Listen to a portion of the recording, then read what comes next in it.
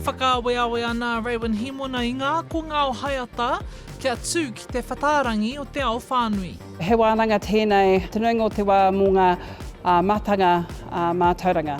Engari, tēnei wānanga he ahurea ke ko tūwhera ngā kuaha mō ngā rangatahi hei kōrero. A te rawiki ka tū ngā ākonga e whā o te kura o Haeata ki mua I te aroaro o te World Indigenous Peoples Conference on Education, ara a WIPCE, he kaupapa e whakakotahi ana I ngā iwi taketake o te ao, a hei whakanui hoki I tō rātou kairangi I te mātauranga. Tēnei, o konei te wā, mo te wāroa ka taimai ngā iwi taketake. Haramai, kei haramai ngā rangatahi mō ngā whenua katoa o te ao. Engari, he toru mano tāra te utu mo I a tangata. Nō reira, kua kohi ēnei akonga I te pūtea neke atu I te rua te kaumano tāra mo te haerenga.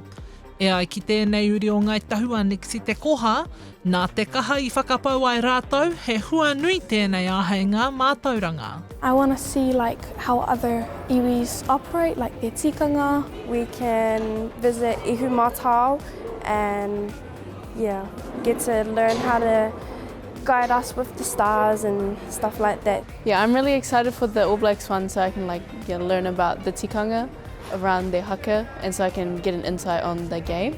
And there is a cultural cooking one and I love cooking. Ka tae atu te tata ki te whāmano tāngata no ngā iwi taketake puta noa I te ao, ki Aotearoa.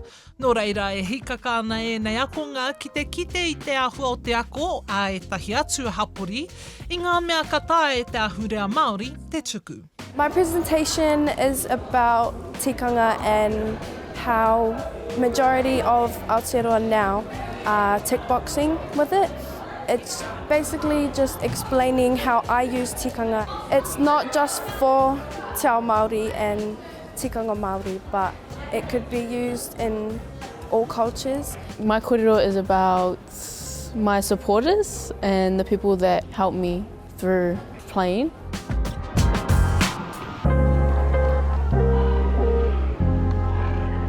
Kids like me should be standing up and talking and not just the adults, so that they know that we are ready for whatever comes in the future.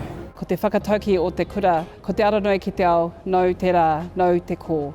Nā reira, kei te haramai ngā rangatahi hei kōrero, hei whakawhiti kōrero ki ngā rangatahi anō. Ka tū te hui nei ki te pokapū o Aotea I tā maki makaurau, ka tīmata a te rātapu. Ora Kairangi Nicholas, Tahu News.